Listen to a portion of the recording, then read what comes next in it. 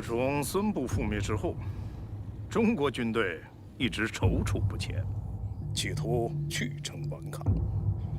此时阁下多杀几个中国难民，就能够刺激守城的敌人出城迎战吗？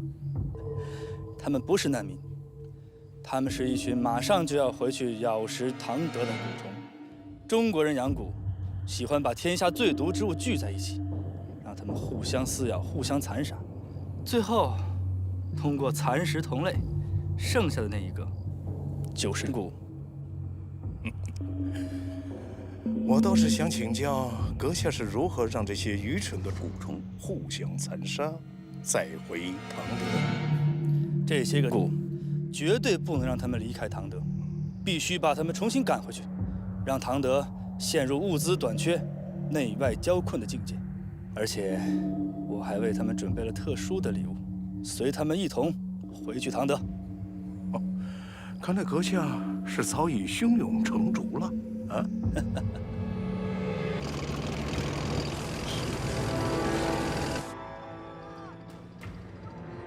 连长，你看，是老百姓。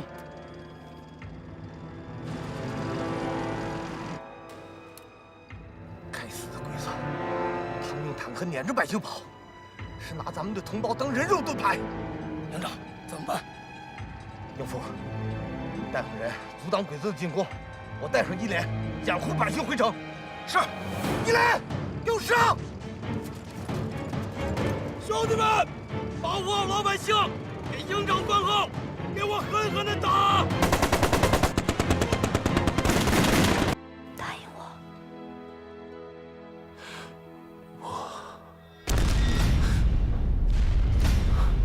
平安。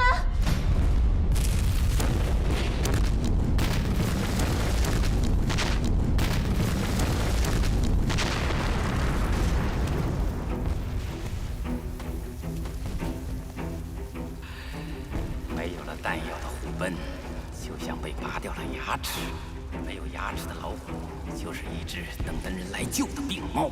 最好数遍整个唐德城，让将军阁下带领勇士们长驱直入。烧吧，烧吧！县令，你快走，快走！怎么回事啊？这么连环巨大的爆炸，只有一个可能，就是炮弹库被人炸了。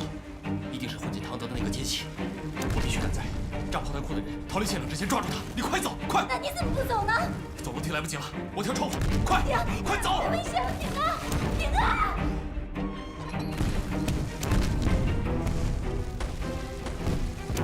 弹药库，快！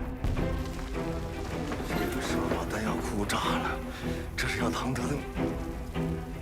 你怎么知道这里没人啊？因为我手里那些白条里面，唯独这家老板的欠条没有。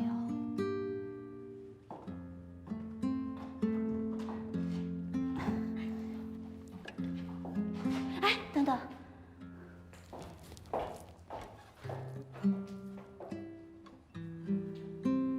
我相信缘分。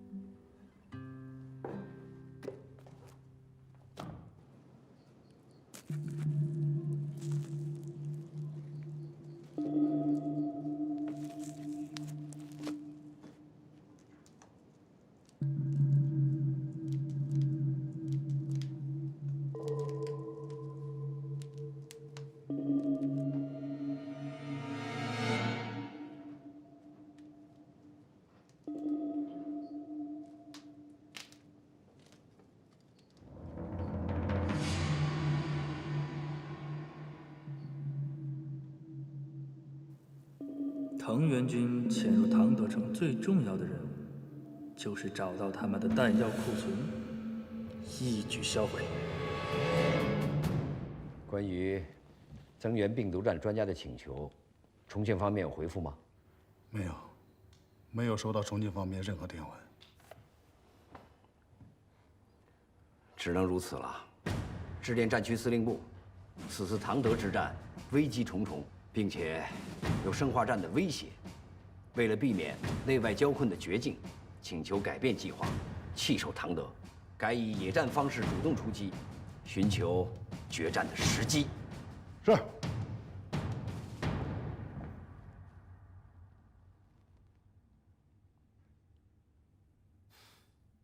我能问你一个问题吗？你说。你为什么总躲着我呢？柳芬在的时候，你们即便是假扮夫妻，你也会躲着我。现在他不在了，我们之间没有任何的障碍，可你有时候还会躲着我，还会有一些顾虑。为什么？你是不喜欢我啊，还是心里害怕我？和平啊，你连死亡都敢面对，为什么会害怕我呢？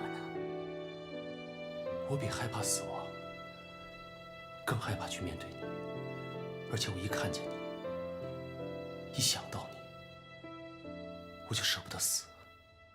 你让我体会到什么叫舍不得。真的吗？既然舍不得我，那你可以为了我好好的活下去啊。我早说过了，我的命早就不是自己的了，不单只是欠你的，更是欠所有人的。对不起，小玲，我确实在骗你。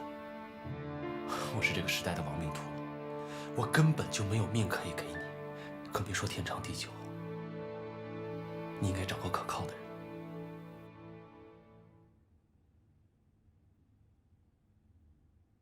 对你来说，什么可靠？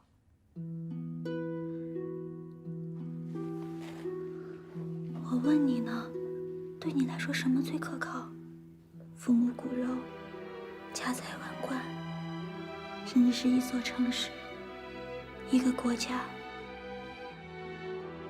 本该可以天长地久的东西，转眼间就灰飞烟灭了。没有什么是值得可靠的。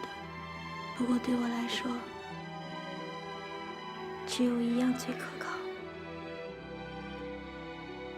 就是这颗为你跳动的心。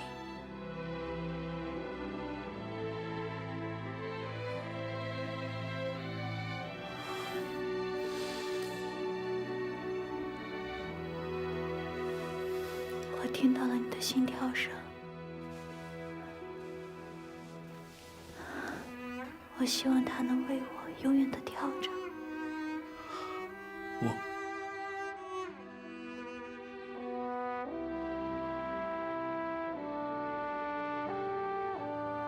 答应我，我们不要像柳芬和于子阳那样，哪怕只有一天。我希望你会比我活得更长寿。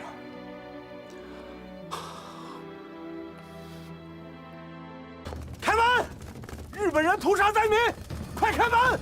青营长没有司座命令，不能开城门。不可能！是谁镇守城门？叫他出来见我。是我，参长，这到底怎么回事？为什么不开城门？师座的命令。开城门！开城门！开城门！开城门！开城门！开城门！开城门！开城门！开城门！前面就是城门了。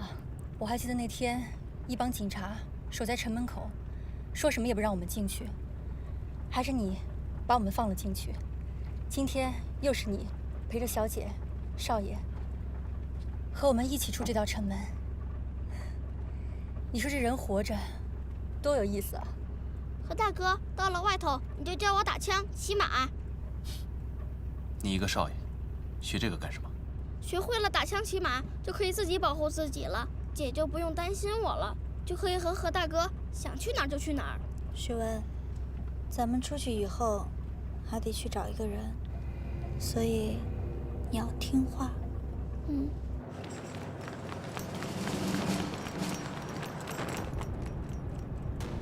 停车！好皮！额头，发生什么事了？又出事了，灾民又要进入城了。先不跟你说了，我着急走啊。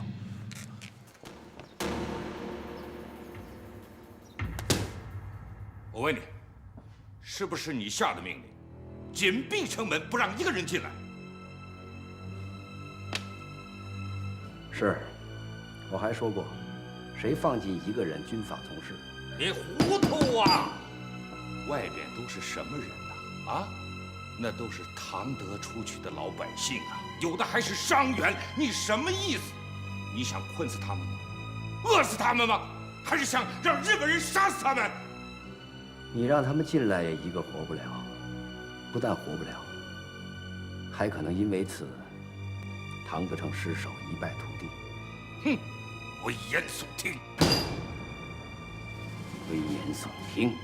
如果我说的不是事实，是我危言耸听，是对不起老百姓的党国罪人。魏县长，你最清楚，城里的粮食已经不多了。你把这100多号人都放进来，我们能支持几天？还有，部队已经出现病毒扩散，早已人心惶惶。这些难民这么混乱，一旦涌入，怎么控制？说不定日本人没打进来，我们自己先乱了套。上次和平安开城门放进的日本奸细，到现在还没查清楚。你今天放人进来，谁能保证不混进更多的奸细？你以为我听不见吗？外边的这些哀求，其威力比鬼子的炸弹还响、还大、还狠，都快把我炸碎了。可是，我能开这道门吗？我是一名军人，就算死，也要守住这扇门。好，我想问问于大师长，你这样做是为了什么？虽然我魏九峰不是个军人，我也在这守着唐德。别的我不知道，外边那些人都是我的兄弟姐妹，我是他们的父母官啊。我只知道，没有了这些兄弟姐妹，没有了这些老百姓，唐德就是空城，就是死城，唐德求也不是。我实话告诉你吧，在我来之前，我已经派了我的张局长去了。我是先斩后奏，你多担待吧。参谋长就在城门监督着呢。和平安，和平安，和平安，和平安，和平安，和平安，和平安。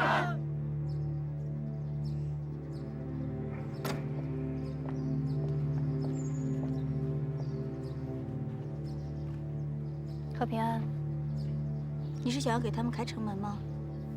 那天你在城门外叫我打开城门，今天他们又喊我去开城门。周四说的对，人呢，活着就是这么有意思。一会儿城门开了，你们就出去，自己小心。等等，这次不要再做救世主了，做一次普通人不可以吗？何平安，你答应过我的，你说你要带我和徐文出城，算我求你，我只求你这一回。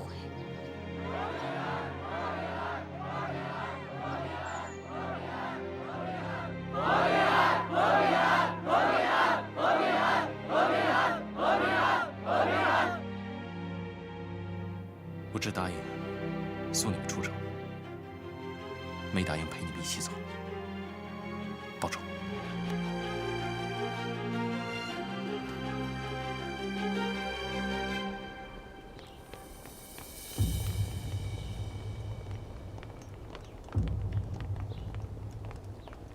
柴参谋长，你什么意思啊？战争期间，任何人都不能违抗军令。师座说了，不能开城门，就是不能开城门。可城下都是我们的亲人啊！我不是不想救他们，可现在城内有内奸，城外有日寇，内忧外患呀。如果再把灾民放进来，和唐德一战，唐德一战，不就是为了救老百姓吗？魏县长，你应该知道于市长的用意。你知道不知道我现在最佩服谁？谁？何平安。当初我和你们的师长一起下令，任何人不许开城门，可偏偏这个何平安打开了城门。如果他现在要是在的话，他是不是再打开一次？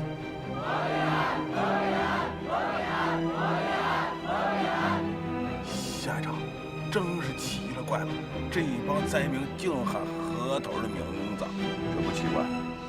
我要是老百姓，我也喊和平安，我也需要大救星把我们给放进来。不用再出一个和平安，这差事我还能再干一回。何长，你还真让他们给喊过来了。魏县长，你给我3天时间，我1分钟没耽误。好，大英雄，我再给你一个任务，把城外的80号老百姓都放进来。何平安，去做你认为对的事情。可是无论如何，不能打开城门。为什么？因为这是军令。如果我们违反了军令，于市长的威信就会扫地，唐德一战也坚持不下去。你是故意等我过来的？对。如果我要是不来呢？那我就会承担我能承担的事情。不过，我相信你一定会来。怎么？没办法了？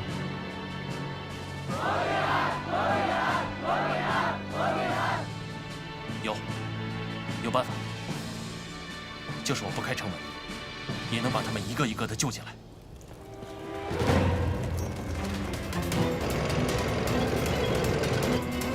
撤！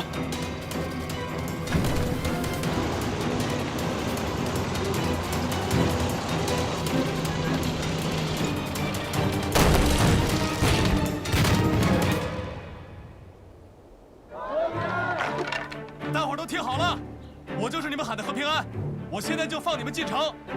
你们排好队，沿着软梯爬上来，你们都不要乱，不要抢，一个一个来。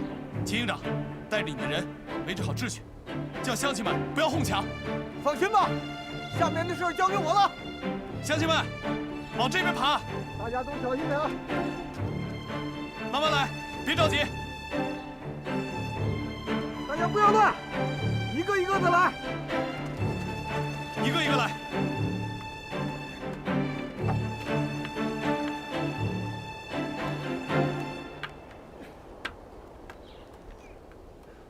我要把小猴子带回来，我一定要把小猴子带回来，不然我怎么见他？慢慢来，别着急。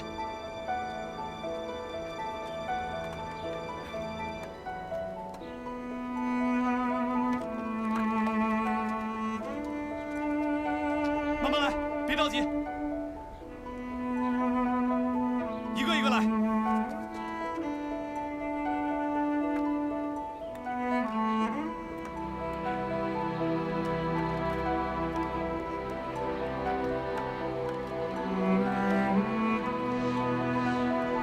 慢点。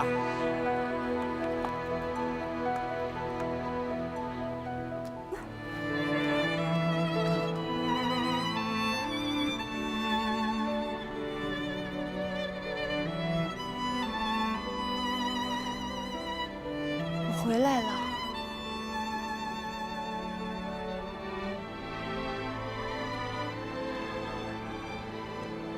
张局长，把这些灾民都集中起来，为了防止日本奸细混进来，我要挨个审查。是所有人吗？所有人。我没有完成将军阁下和亲王殿下的任务，恳求阁下治罪。哦，你的任务完成得很好。可是，坦克部队居然被他们阻拦住了。那他们的损失不是更惨重吗？更重要的是，我们的战略目的已经基本达到了。那些个蛊虫，和我们的眼睛和手脚，已经顺利地进入唐德。你明白吗？嘿，老人家怎么称呼啊？岳文正。你好像有湘潭口音呐。我母亲是湘潭人，在唐德生活了40几年，乡音难改。我自小跟着她，所以讲话带点湘潭口音。还有人吗？还有人吗？不用再喊了，所有人都已经上来了。咱们是不是在哪里见过呀？见过，大家都是唐德人。你住哪儿啊？云江胡同，我叫王大然，家里独子，父母早去世了，每天娶媳妇儿，靠给别人拉车挣口饭吃。签字画押吧。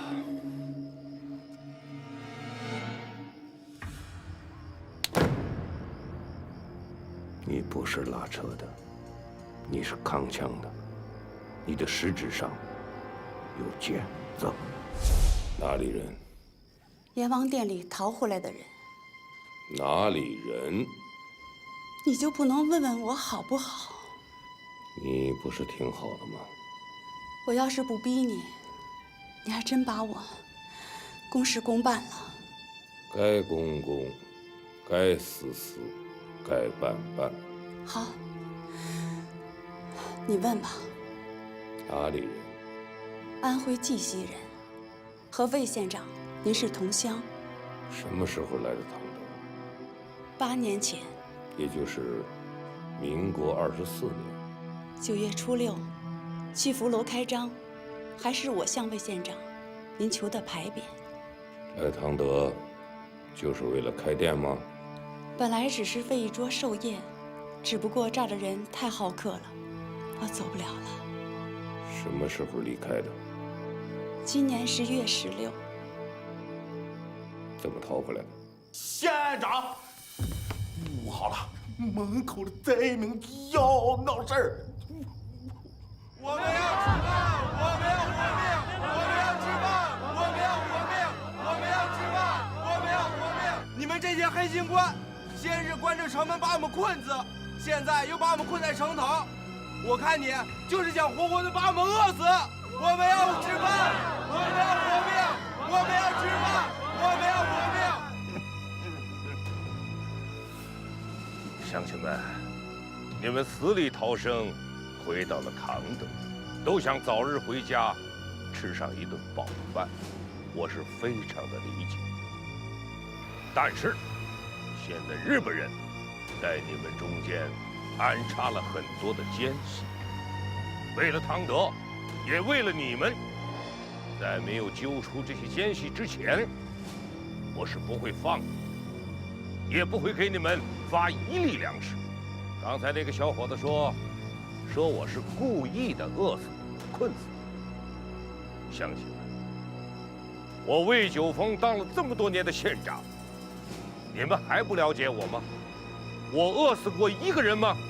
我困死过1个人吗？你说的好听，查那天可是100-200号人呢，查到什么时候呀？不等你查完，大家不都得饿死了，是不是呀？对。我看你们就是找借口，他们就是怕咱们回来吃他们的粮食，所以才不开城门。现在又查什么汉奸？他们就是为了不分咱们粮食。我们要活命，我们要活命，我们要吃饭，我们要活命，我们要吃饭，我们要活命，我们要吃饭。魏县长有令，凡是当众闹事或者煽动乡亲们，一律按照内奸处决。乡亲们，我就是刚刚把你们一个一个放进来的何平安。我跟大家说几句话。俗话说，吃谁的饭，服谁的软。乡亲们，既然还等着魏县长发粮食，那就听从魏县长的安排，帮助魏县长一起尽快抓住内奸。但凡不愿意听魏县长的，现在可以走。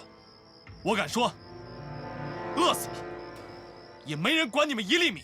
你说的我不信。唐德城里早就没有粮食了，剩下那点粮食啊，都分给军队和你们这些当官的了。我看呀，你就是想把我们活活给饿死。我看你们俩是一伙的，说分我们粮食，怎么现在1粒米都没见着？我们要粮食，我们要粮食，我们要粮食，我们要粮食，我们要粮食，我们要粮食。魏县长，我来给你送粮食来了。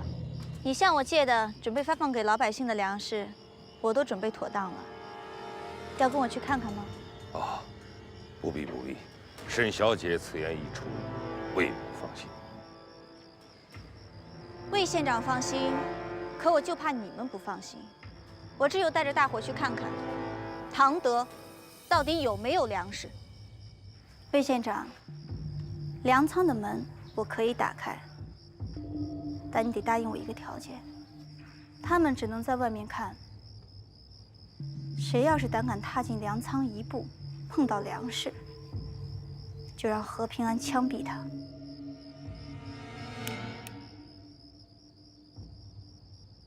各位都听好了，粮食一律不能动，有擅自抢粮者，一律按抢劫罪论处，就地枪决。周四，开门。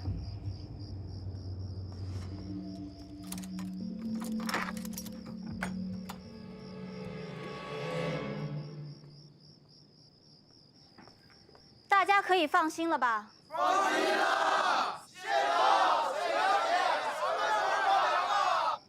按照指定的地方分粮，放心，保证你们今天吃个饱饭，睡个好觉。太好了，谢谢沈小姐跟县长。今天晚上想吃饱饭的都跟我走。走。沈小姐，大话我是说出去了，我只能问你要饭了。魏县长，粮食我可以给，但空口白话可不行。呀，我这没钱儿啊，要不是这么的，我给你打个白条吧。白条可以，但我不要魏县长的白条。这些难民，谁拿了我们沈家的粮食，他们就得给我们沈家打白条。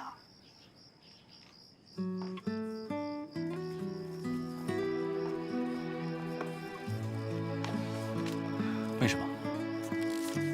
因为我知道人饿极了，什么事情都能干得出来。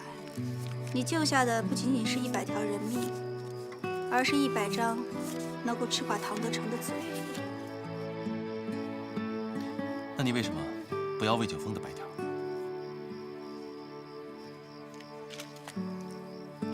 因为魏九峰是县长啊，到时候他的一局战时征用，这些白条就变成了废纸。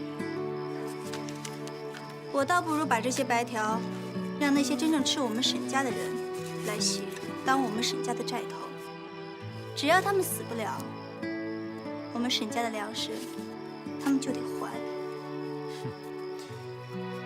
天生的奸商，专发国难财。你真这么认为的吗？知道我为什么不让他们进去吗？不知道。因为你所看到那些粮食都是假象，大部分粮食都是我拿草堆出来的。沈家早就没有那么多粮食了，再加上魏县长借走的，如果唐德成再喂上2个月，那连我和学文都要变成难民了。小李，你不需要这么做，你一向不是这样的。对呀，我一向都不是这样的，还不是因为你吗？如果这些人不是你救的话，我才不会这么做。这个世上再没有像你这么傻的人了，可以这么不要命的把城外的人放进来。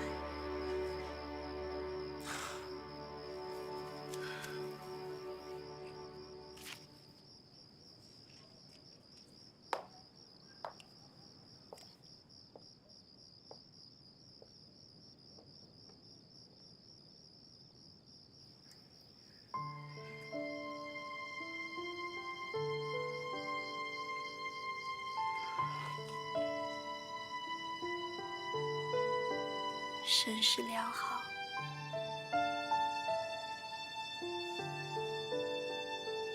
其实我跟我爹不一样，我从小就不喜欢粮仓。我总觉得粮仓里面有一股发霉的气味，就像监狱里的味道一样。其实粮仓不就是关押粮食的监狱吗？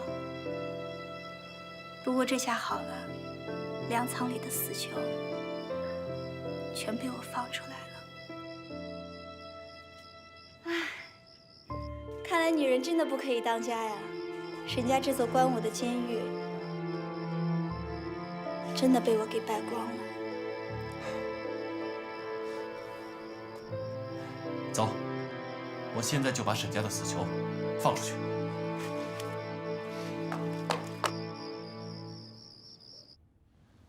于师长，到目前为止，进城的197名奸细已经抓捕归案，剩下的没有什么问题了。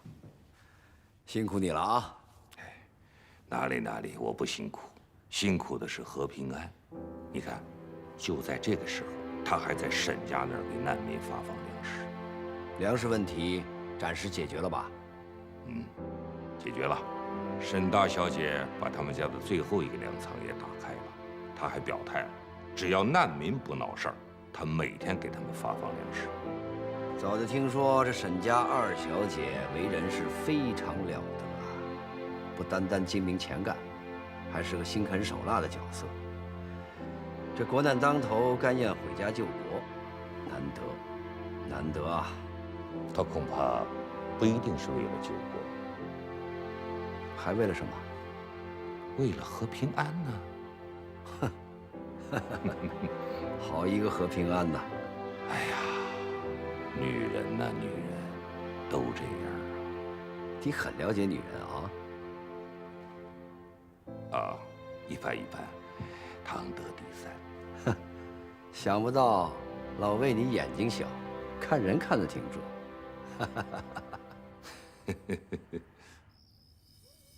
今天的唐德真是乱成了一团。是的，我们有好多人都被魏九峰找出来牺牲了。可还是把你们几个送到了我的面前。有带来新的命令吗？将军要求必须让唐德更乱，还有几天病毒会全面爆发，唐德会全面戒严。在这之前，我们要全力破坏。那好，我们就趁今晚上行动，让唐德乱上加乱。看到了吗？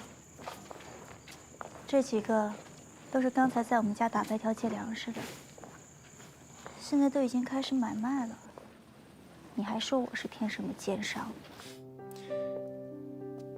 他们是小奸，你是大奸，把我也给骗了。可算起来，还是你骗我的时候多。你还数着呢。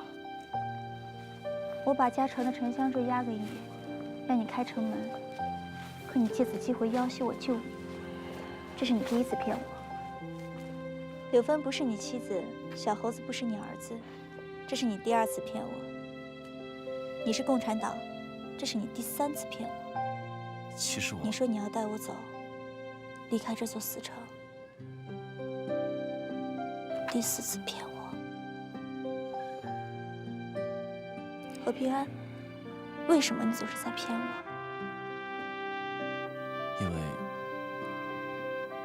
因为我知道，你要的东西我给不了。就算我带你离开唐德城，我还是给不了。我要的东西，我要什么？你想要一个时刻守护着你的男人，替你排忧解难，给你遮风挡雨。你要一份稳定平淡的生活，没有战争，没有危险，一个完整温暖的家，两个人好好过日子，养孩子，好好过到老。放在别的男人身上，一点也不难。可偏偏是我做不到。我要什么？你怎么知道？或许你自己都没有想过，你可能不知道，但我听见过，我知道。你错了，那都不是我想要的。如果换成是别的男人，或许我会要那些，可因为是你，那些我都可以不要。4次，已经4次了。既然我已经说过，那些对我来说都不重要，我都不需要。我希望你以后不要再骗我了，可以吗？答应我，不会再骗我。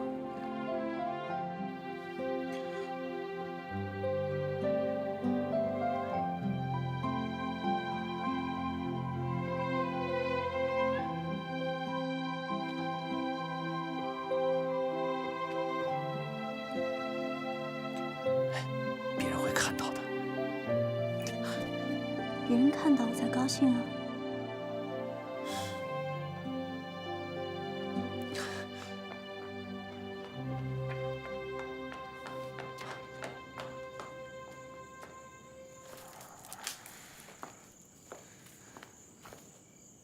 怎么这么多人呢？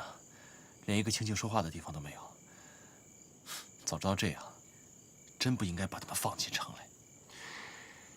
我想起一个地方，那里一定很安静。走吧。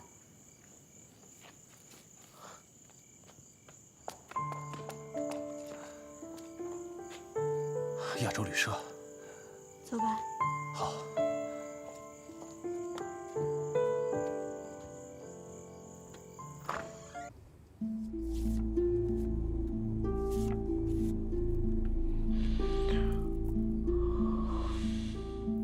这谁啊？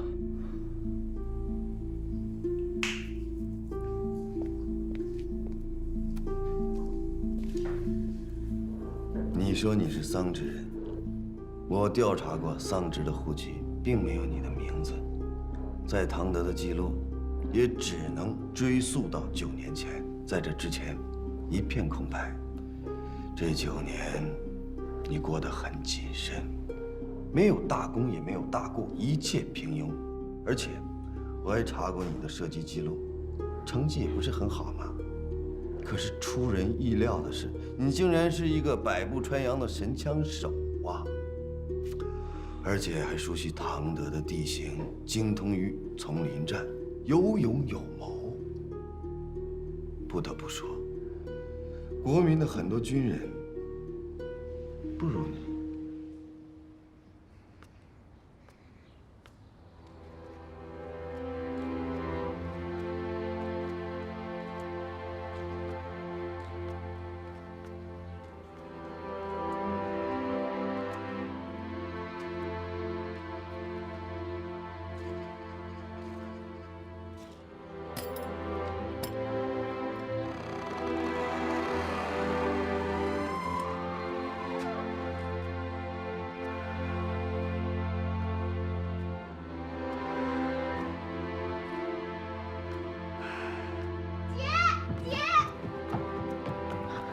你可回来了，雪丸，你怎么回来了？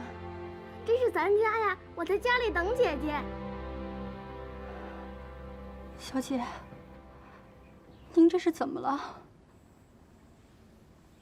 周四，谁让你把学文带回来的？唐德什么情况你不知道吗？我爹临终前你是在的吧？他跟你说的话你都忘了吗？我们家就这一线香火了。如果学文有什么3长2短，你就是害了我们沈家，你明白吗？既然你不想说，那我替你说。这个人，他叫何龙，湖南桑植人。9年前，他聚集了一大批人，想要反抗国民政府。你就是其中之一，你就是他的追随者。你们想打唐德，你被委以重任，负责勘察，唐德附近的地形，所以你对唐德很熟悉。你又精通游击战、丛林战。可惜啊，你们失败了，没有打下唐德，队伍也被打散了。你身负重伤，为了活命，你隐姓埋名留在了唐德。你还给自己取了一个特别好的名字，叫做何平安。我猜是想平平安安的过日子。后来，你又当上了一个小警察，这叫大隐于朝，聪明啊！谁会想到，一个普普通通的小警察，竟是当年共匪的头目之一呢？细节上可能会有些许的出入，但是我想，基本属实。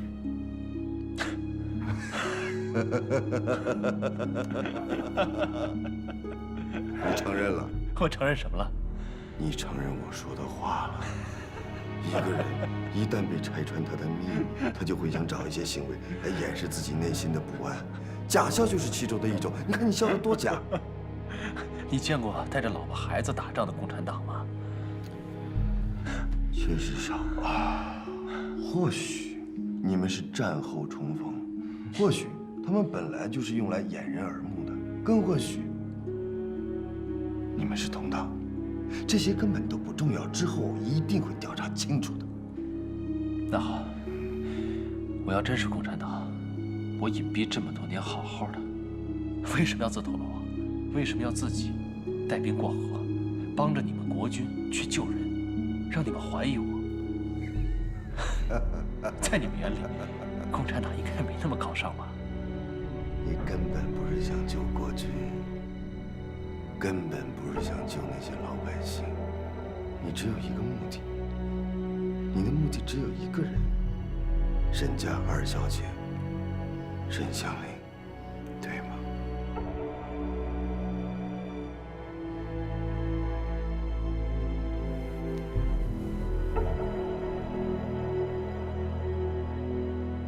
你看上她了？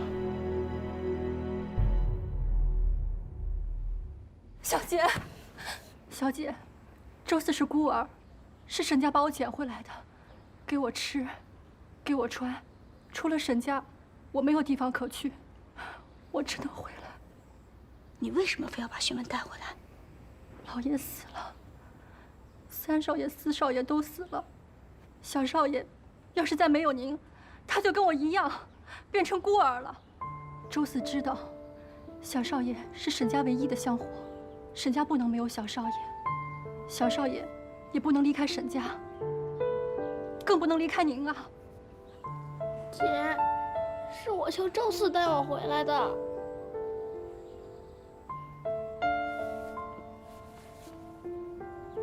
姐，我不想走，我怕。不怕，有姐姐在你身边呢。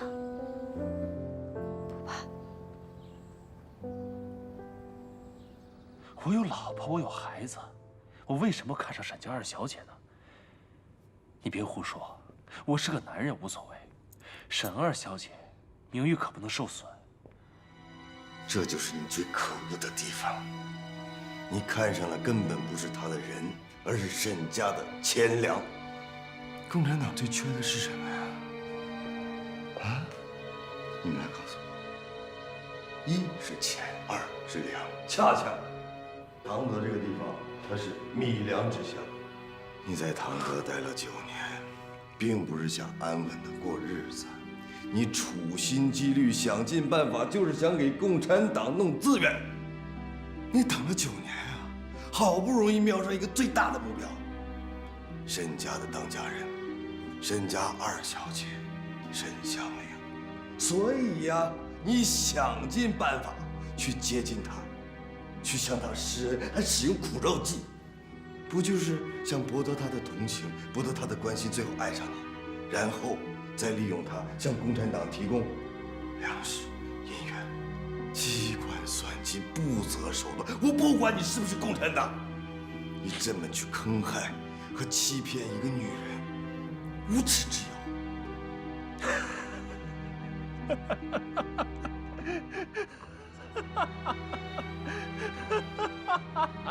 你笑什么？我笑，是因为你果然是一个懦夫。我没有太听清楚。如果不是懦夫，你为什么这么害怕我是共产党？费尽心思的编造出这么离奇的戏码。刘主任，为了帮我圆这个谎，你好几晚都没睡了吧？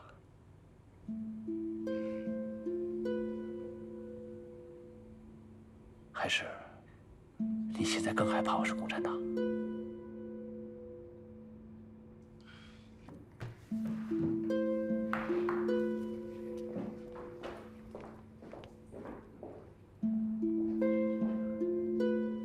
我告诉你，我不管你是不是共产党，我不允许你，不允许任何人去伤害陈香菱。只要我活着，我就得呵护她，保护她，明白吗？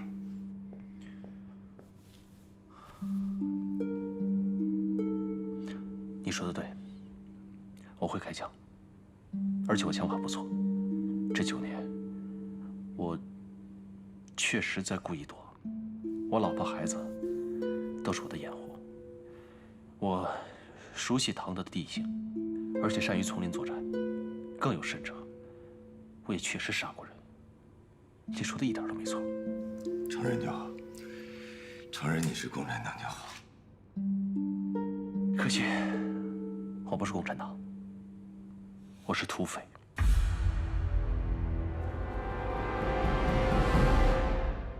我不管那个和平安说的是真是假，就凭你这一次让我伏击国军，死了那么多兄弟，还让寨子跟国军结下了大仇，就凭这一点，你必须死。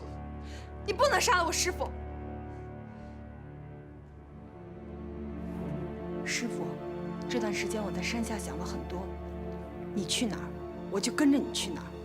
在这个世界上，我再也没有情人了，我只有你。你要杀了他，我也死。谁说你死了？你留下，做我的婆娘。你敢？胡江龙，你要敢碰我徒弟一根手指头，我做鬼都不会放过你。我下辈子变成狼，我也一口一口咬死你。我不敢。师父，咬死我？就你这条烂命，还想咬死我？好，我成全你。来呀，把他杀了。胡江龙，忘了小日本怎么说的？他让你们都得听我的。你拿日本人来吓唬我？在这山上，老子就是王。日本人算个什么东西？和平安就是我的真名。10几年前，一场蝗灾将整个村子颗粒无收，我就干了土匪。9年前，这一带还不太平，杀了人往路边一扔，根本没人去问。方圆100里，大大小小10几个山头，抢山头的，抢粮食的，扎大户的，互不相让。时不时有人擦枪走火，我们山头跟混江龙的寨子结了怨。当时的当家还不是混江龙，我们大当家开了条件，不管谁拿下对面的寨子，就能做寨子的第2把交椅。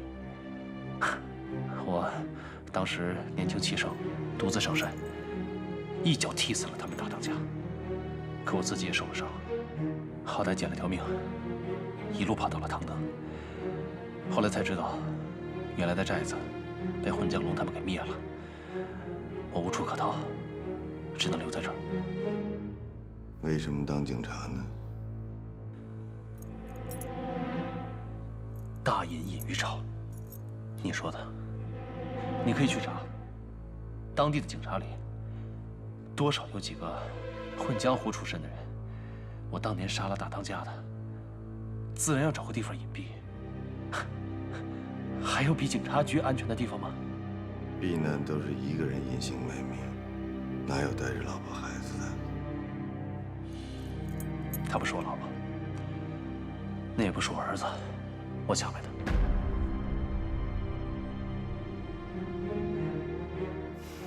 抢来的？没错。9年前，我一路逃亡，差点又死在山里，结果碰到了一户人家，当家的姓于，叫于子阳，是个穷酸的读书人。那个姓于的，大概读书读傻了，像我这样一个来路不明的人，还真把我当朋友。那时候，柳芬正年轻，长得又俊，抱着个刚满周岁的孩子，手把手的给我喂饭。我当时就看上了他。当时我就想，无论如何，我得把柳芬抢到手。我就养好了伤，有了力气，抢过菜刀，一刀砍死于子阳，再抢过孩子，威胁柳芬，叫他跟了我，要不然我就摔死他儿子。女人嘛，到了这个地步，还有什么法子？只能从了我。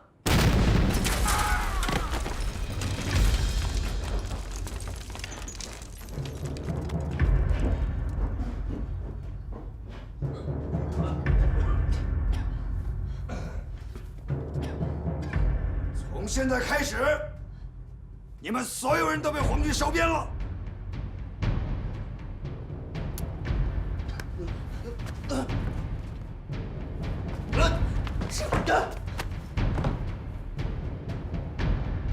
以后，他就是你们大当家的，你们都得听他的。凭什么听他的？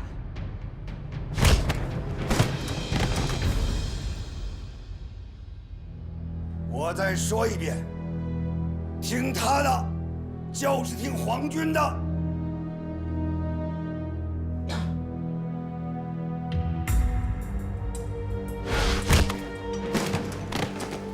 那你就当着兄弟们的面来杀我呀！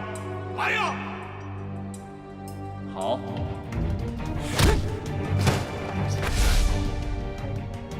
我想起来了，10年前杀了老当家的就是他，何平安。我就是土匪，所以我精通枪法，熟悉地形，精通丛林作战，杀人放火，霸占民女，我都干过。柳芬和儿子是我抢来的，我的事情跟他们没关系。你不信？你不信，你可以问柳芬，你看看她是不是这么说的。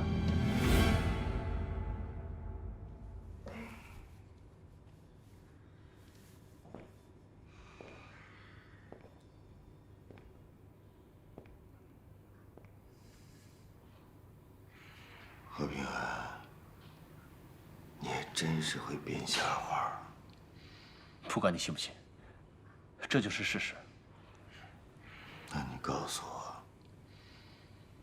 一个女人怎么会爱上一个杀了自己丈夫拿儿子来要挟的仇人呢？那天在江边，他亲口告诉我，他很爱你。这么多年，他被我吓怕了，不敢不这么说。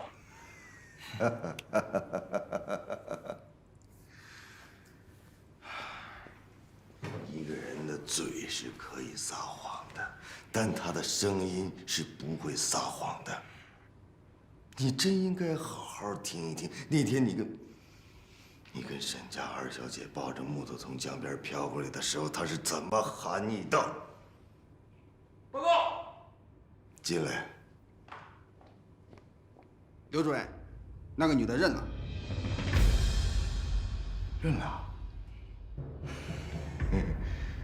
何平安，你现在改口还来得及。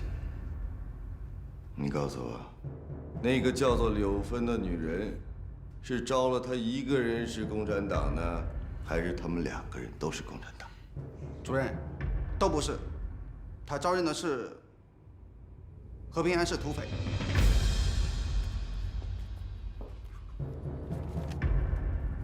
我该杀，放了他们母子。把何平安押送到警察署，放了那个叫做刘芬的女人。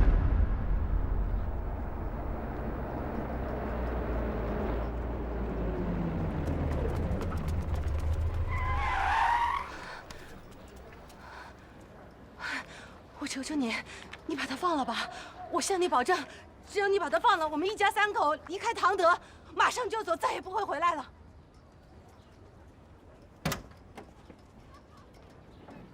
我向你保证，只要你放了何平安，我们一家3口马上离开唐德，再也不回来了。你放了他吧。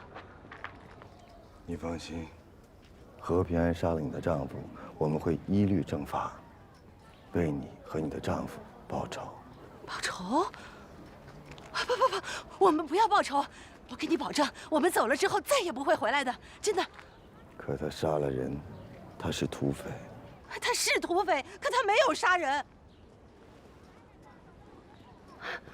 我跟你说，我丈夫于子阳是我杀的，跟他没有半点关系。我是个坏女人，是我勾引的何平安，跟他没有任何关系。是我杀了我丈夫，这9年也是我心甘情愿跟着他的。你个疯娘们儿，你胡说什么呢？我杀了人，轮不着你来管。我是快被你逼疯了。没错，这9年我们天天在一起，可是你却时时刻刻的躲着我。你躲了我这么多年，也该躲够了吧？我告诉你，于子阳已经死了，我心里头只有你。你想死是吧？啊，那我跟你一起死。我佩服你的勇气，但我劝你别做傻事。人是我杀的，跟他没有关系。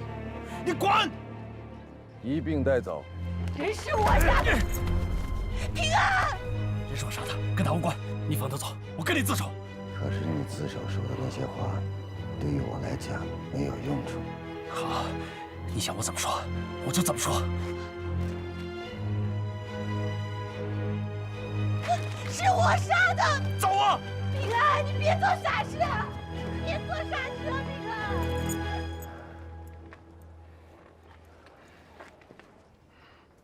一言为定。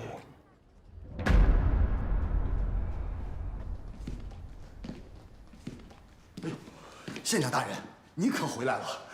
刘世民把何平安的案子审出来了，说是土匪，口供也录了，案子给坐实了，连判决书都替咱们拟好了，还说什么不干预司法。我看啊，他们就是捏着县长大人的手啊盖大章，硬要咱们给他判死刑。3青团一透出风，他手底下100多人就跑到我们家里去了，又是磕头又是打滚的，全都是替何平安求情的。你看这，你什么意思啊？你也给他求情吗？我不是替他求情，我是替县长大人您着想啊。您想想，于市长的部队刚进城，越来越横，一副拿出要全面接管的架势。3青团那边也是原来跟我们井水不犯河水。现在倒好，趁着部队大军啊兵临城下，他刘世民也抖起来了。那个何平安在警察局干了9年，我能不知道他吃几碗干饭？一会儿说他共产党，一会儿说他是土匪。我看啊，他们就是啊打狗下主人，给你县长大人一个下马威，趁机啊抢权夺班。县长，您可不能上他们的当啊！是不是那边军事会议有什么消息啊？唐德保不住了。不能啊！57师是精锐中的精锐，还挡不住日本人。哎呀，他们想把唐德当诱饵，让日本人进来，然后围歼，说这叫战术。诱饵，战术，这是要牺牲唐德呀！是啊，保得住还好，保不住，唐德完蛋了。刚才于市长单独跟我谈了和平安的事儿，军队想保护他。那正好，顺水推舟，借坡下驴，卖给他于市长天大的个人情。他刘世民啊，要再敢刷坡啊，就到于市长那儿去耍威去？人我不能给他。县长，您可要秉公执法。他们一旦进城，搞的是什么？军管，军管你懂不懂？就是一切要听他们的。你说这些扛枪打仗的，他们懂什么呀？他们懂管理吗？懂经济吗？懂民生吗？懂粮食吗？什么都不懂，这不乱套了吗？我是怕唐德呀，没毁在日本人的手里，反而毁在他们的手里。这和和平安有什么关系啊？怎么没有关系啊？啊，你想啊，他们问我要人，我要是给了，我这不是放权吗？我这不是让步吗？我还能保住唐德吗？那和平安怎么办？先关着。